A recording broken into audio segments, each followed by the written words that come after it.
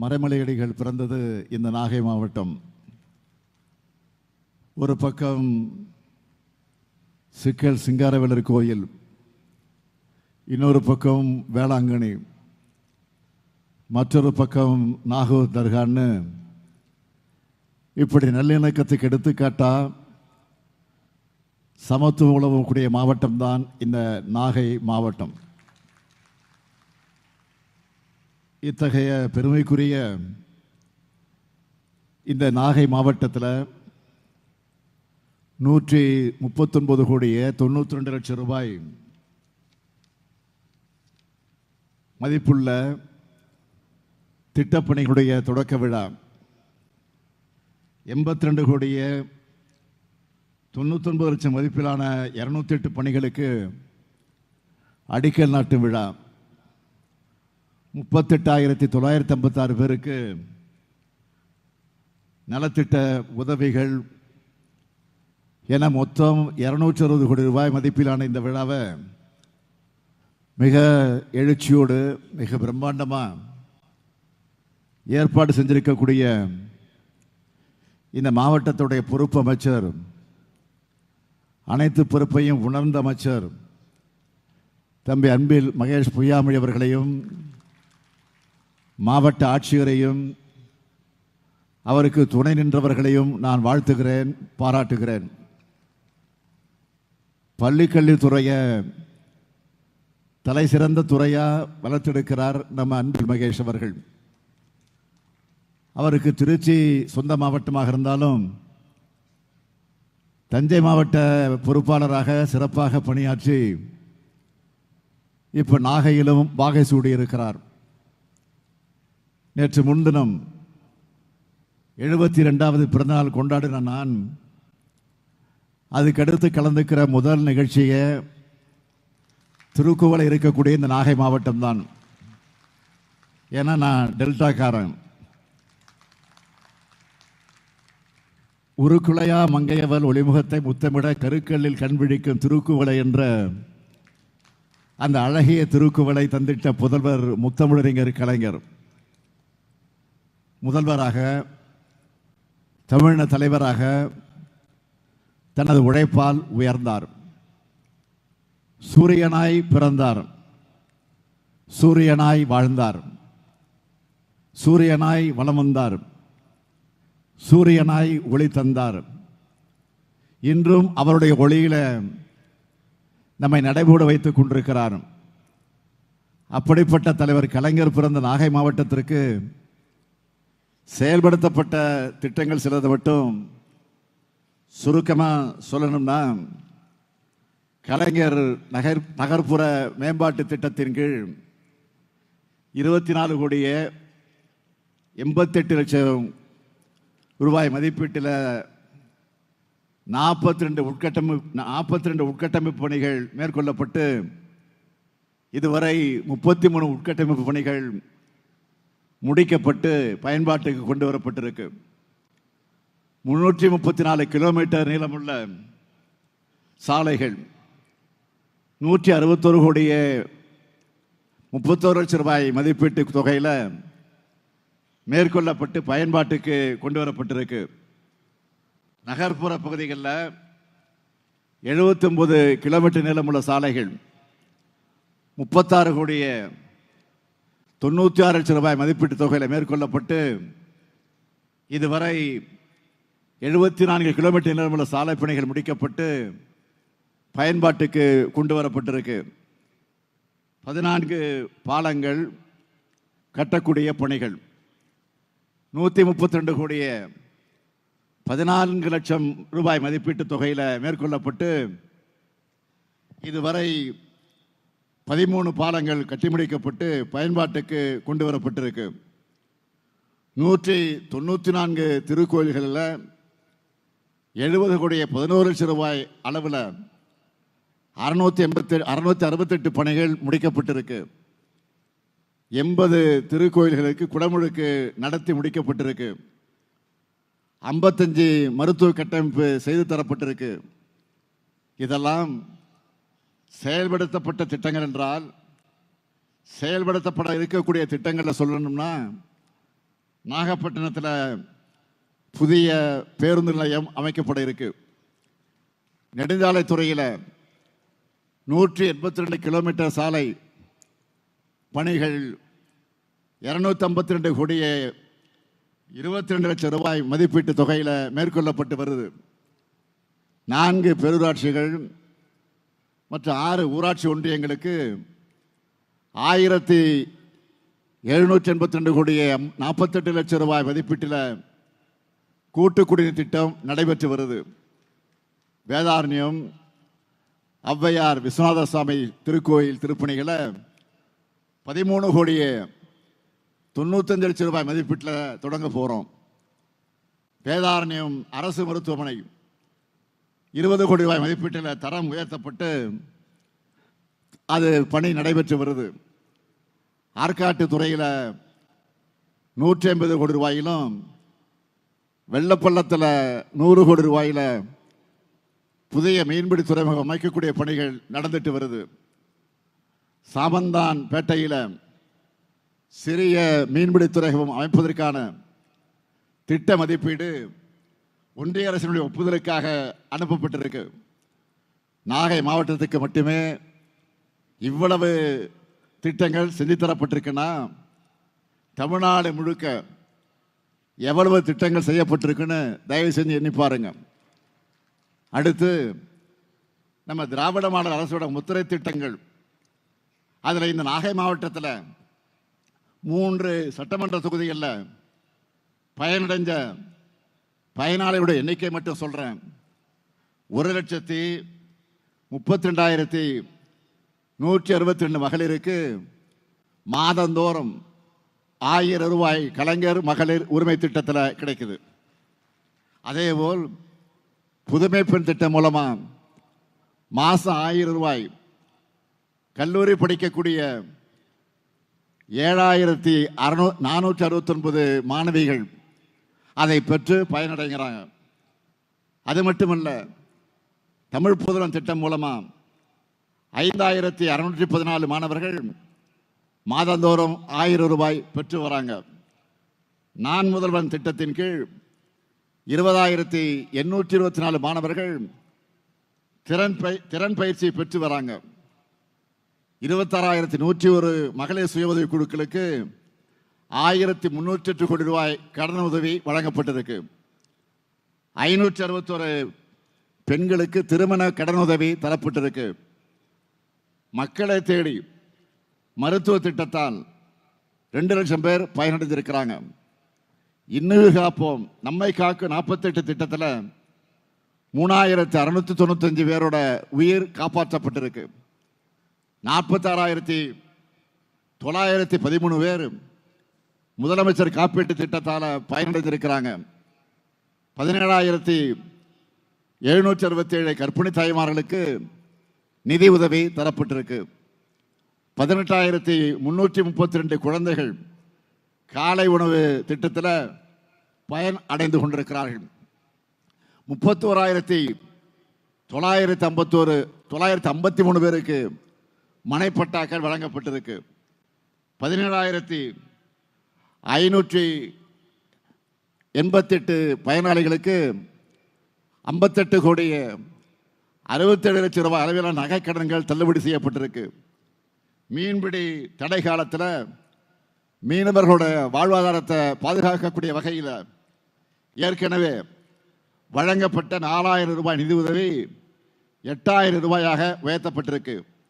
இப்படி ஒவ்வொருத்தருக்கும் பார்த்து பார்த்து நம்முடைய திராவிட மாடல் அரசு நன்மையை செஞ்சு கொண்டிருக்கிறது. இத்தனை நன்மைகள் செய்கிறதோட இது மாதிரியான மிக பிரம்மாண்டமான நிகழ்ச்சிகளில் உங்களை பார்க்கும்போது மேலும் சில அறிவிப்புகளை வெளியிடணும், அதையெல்லாம் விரைவாக செஞ்சு கொடுக்கணும் என்று நான் நினைப்பது உண்டு. அந்த வகையில் இந்த நாகை மாவட்டத்திற்கான 6 முக்கிய அறிவிப்புகளை இப்போ நான் வெளியிடுகிறேன்.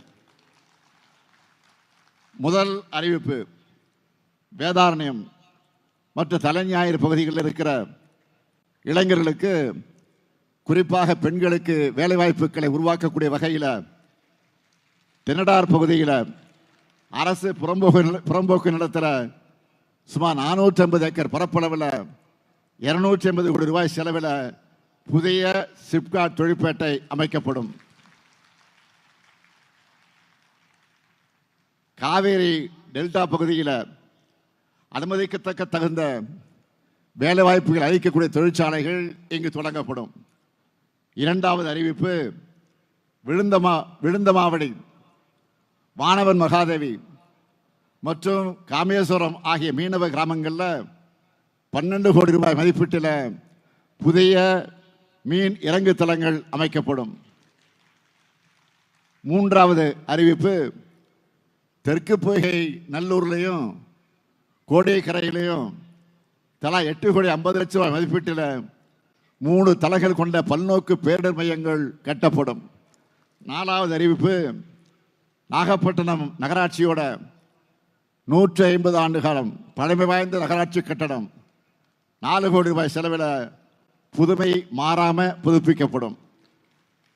ஐந்தாவது அறிவிப்பு, நாகப்பட்டினம், கீழ்வேலூர் மற்றும் வேதாரணை வட்டங்களில் இருக்கக்கூடிய பல்வேறு வடிகால்கள் மற்றும் வாய்க்கால்களுடைய மதகுகளும் இயக்கு அணைகளும் 32 கோடி ரூபாய் செலவில் மறுசீரமைப்பிக்கப்படும்.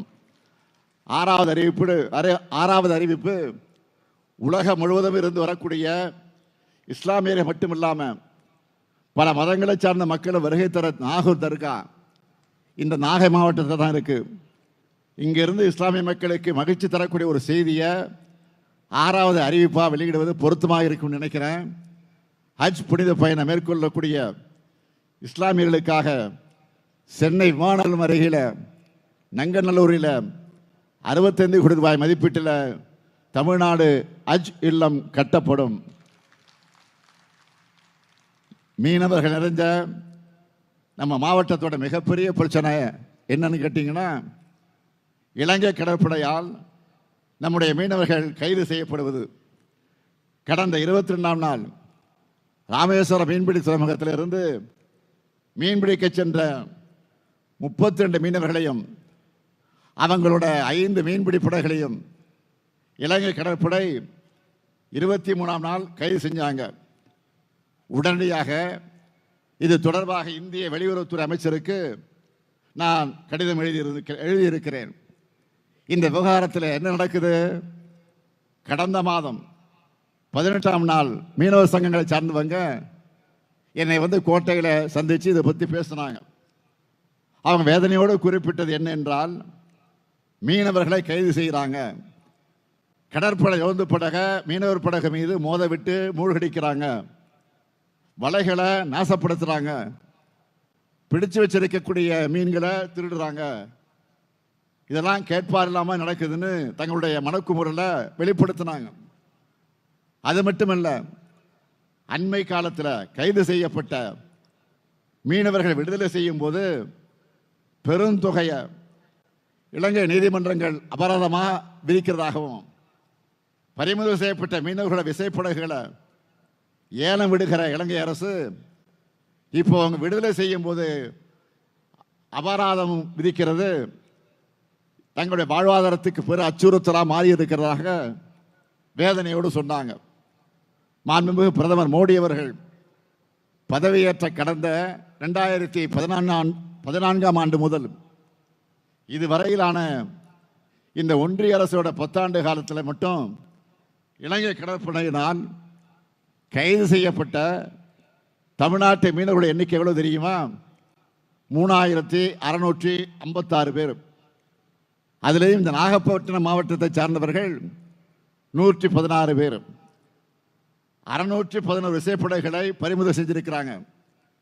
கடந்த ஆண்டு நவம்பர் 22ஆம் தேதி வரை இலங்கை கடற்படையினர் தமிழ்நாட்டு மீனவர்களை 736 முறை தாக்கி இருக்கிறதாக வெளியுறவுத்துறை இணையமைச்சரை அறிக்கை தாக்கல் செய்திருக்கிறார். நான் சொல்லலை, இலங்கையில் என்ன பிரச்சனை என்பதை தெளிவாக என்னென்ன பாதிப்பு என்பதை வெளியுறவுத்துறை அமைச்சராக இருக்கக்கூடிய ஒன்றியத்துடைய வெளியுறவுத்துறை அமைச்சராக இருக்கக்கூடிய இணையமைச்சர் அறிக்கையை ஆதாரத்தோடு தாக்கல் செய்திருக்கிறார். இந்த பிரச்சனைக்கு தீர்வு காண வேண்டிய பொறுப்பு ஒன்றிய அரசுக்கு தான் இருக்கு. ஆனால் செய்கிறாங்களா? இல்லை. 2010 முதல் 2 நாட்டு மீனவர்களுக்கும் இடையே பல கட்டங்களாக நடந்த பேச்சுவார்த்தைகள் இப்போ நடக்கிறது இல்லை. 2016 இந்திய இலங்கை மீனவருடைய அமைச்சர்கள் மட்டத்தில் நடந்த பேச்சுவார்த்தைகள் எடுக்கப்பட்ட முடிவுகள் மீறப்படுது. இலங்கை கடற்படையோட அடக்குமுறை தொடர்ந்துகிட்டே இருக்கு. இலங்கையோட வெளிநாட்டு மீன்பிடி தடை சட்டத்தால் கொடுமைகள் அரங்கேறுது. இது பற்றி ஒன்றிய வெளியுறவுத்துறை அமைச்சர் மாண்புமிகு ஜெய்சங்கர் அவர்கள் என்ன சொல்றாரு? இந்திய அரசோட தரப்புல வெளியுறவுத்துறை மீன்வளத்துறை அதிகாரிகள் 4 பேரும், இலங்கை அரசோட தரப்புல 4 பேரும் இணைஞ்சு ஒரு குழு அமைச்சு தமிழக மீனவர் பிரச்சனைக்கு தீர்வு கண்டு வரோம்னு சொன்னாரே தவிர, ஆனால் இதுவரை எதுவும் நடந்ததாக இல்லை. அதுக்கு முதல்ல தமிழ்நாட்டு மீனவர்களை இந்திய மீனவர்களாக ஒன்றிய அரசு பார்க்கணும். மாண்புமிகு பாரத பிரதமர் அவர்களே, இதில் நீங்கள் தான் நேரடியாக தலையிட்டு தீர்க்கணும். இலங்கை கடற்படையால் இந்திய மீனவர்கள் தாக்கப்படுறதும் கைது செய்யப்படுறதும் காலங்காலமாக தொடர்ந்துகிட்டே இருக்க முடியாது. இதுக்கு முற்றுப்புள்ளி வச்சாகணும். நம்மோட மீனவர்கள் உரிமையை நிலைநாட்டு வகையில் தான் உறுதியான நடவடிக்கையை நீங்கள் எடுக்கணும். மிக கொடூரமான விதிமுறைகள், தண்டனைகள் அடங்கியிருக்கக்கூடிய 2018 சட்டத்தை இலங்கை அரசு நீக்கணும். சிறைபிடிக்கப்பட்ட மீனவர்களையும் அவங்களோட மீன்பிடி படகுகளையும் விரைவில் விடுவித்திட நீங்க பேசணும். மீனவர்களுக்கு தேவையான சட்ட உதவிகளை வழங்கணும். மீனவர்கிட்ட அதிக அளவு அபாராதம் வசூலிக்கக்கூடிய அந்த கொடுமையை தடுக்க உரிய நடவடிக்கை மேற்கொள்ளணும். கச்சத்தீவு அருகே தமிழ்நாட்டு மீனவர்கள் மீன்பிடிக்கிறத இலங்கை அனுமதிக்கக்கூடிய வகையில் புதியதொரு ஒப்பந்தத்தை மேற்கொள்ள நீங்கள் நடவடிக்கை எடுக்கணும்னு தமிழ்நாட்டுடைய முதலமைச்சராக நான் உங்களை மீண்டும் மீண்டும் கேட்டுக்கொள்ள விரும்புகிறேன். இப்படி ஒவ்வொரு விவகாரத்திலையும் நாம் நம்முடைய உரிமையை நிலைநாட்ட போராடி கொண்டு தான் இருக்கிறோம். எல்லா திட்டங்களையும் தமிழ்நாட்டுக்கு வர வேண்டிய நிதி முறையாக வர்றதில்லை. இயற்கை பேரிடர் காரணமாக ஏற்பட்ட பாதிப்புகளை சரி செய்யக்கூட நிவாரண நிதியை முழுமையாக தர்றது கிடையாது. ஏன் இப்போ பள்ளி மாணவியருடைய படிப்புக்காக தர வேண்டிய நிதியை கூட தரல. இந்த நிதியை தரணும்னா என்ன சொல்றாங்க? மும்மொழி திட்டத்தை ஏற்றுக்குங்க என்று நமக்கு நிபந்தனை போடுறாங்க.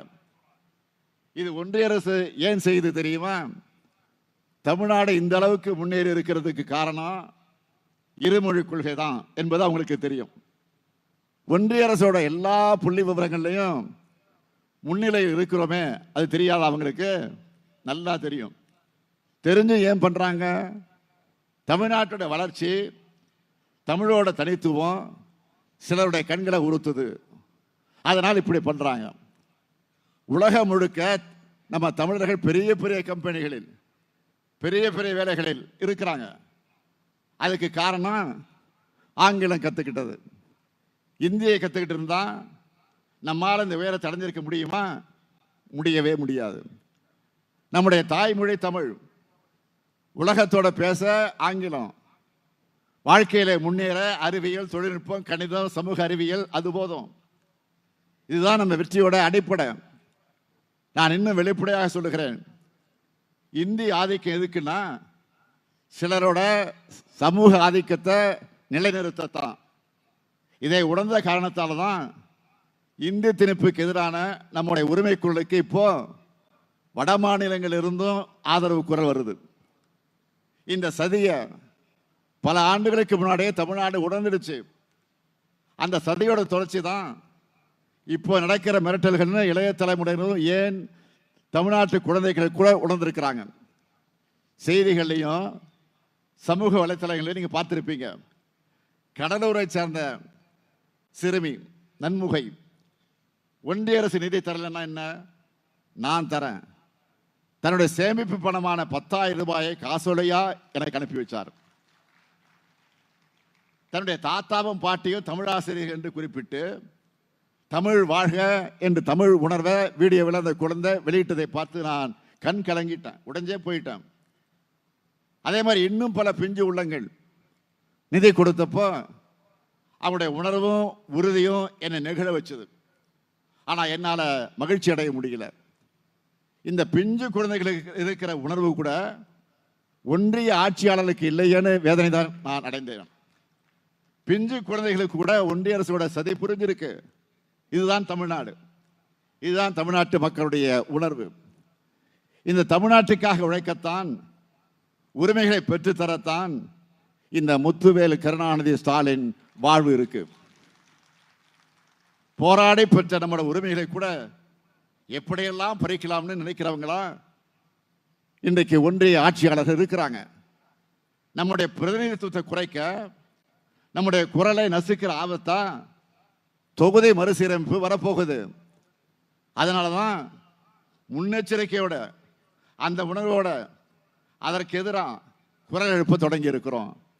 நாளை மறுநாள் இது சம்பந்தமா தமிழ்நாட்டோட உணர்வை ஒற்றுமையா ஒருமித்த குரல் எழுப்ப வேண்டும் என்று அனைத்து கட்சி கூட்டத்தை கூட்டியிருக்கேன்.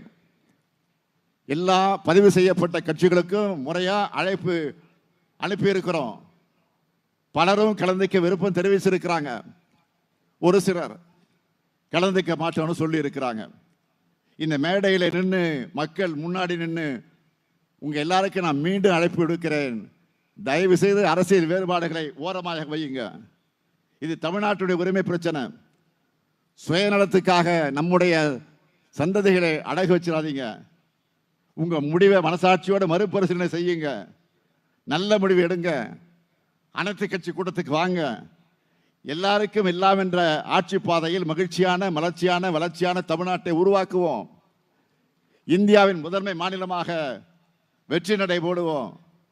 அதற்கு எந்த இடம் இருந்தாலும், யார் தடை போட்டாலும் அதை வென்று இந்த தமிழ்நாட்டை மக்களான உங்க துணையோட இந்த முத்துவேலு கருணாநிதி ஸ்டாலின் காப்பாற்றுவான். தமிழ்நாடு போராடும், தமிழ்நாடு வெல்லும். நன்றி, வணக்கம். உடனுக்குடன் செய்திகளை தெரிந்து கொள்ள சன் நியூஸ் பெல் ஐகானை கிளிக் பண்ணுங்க.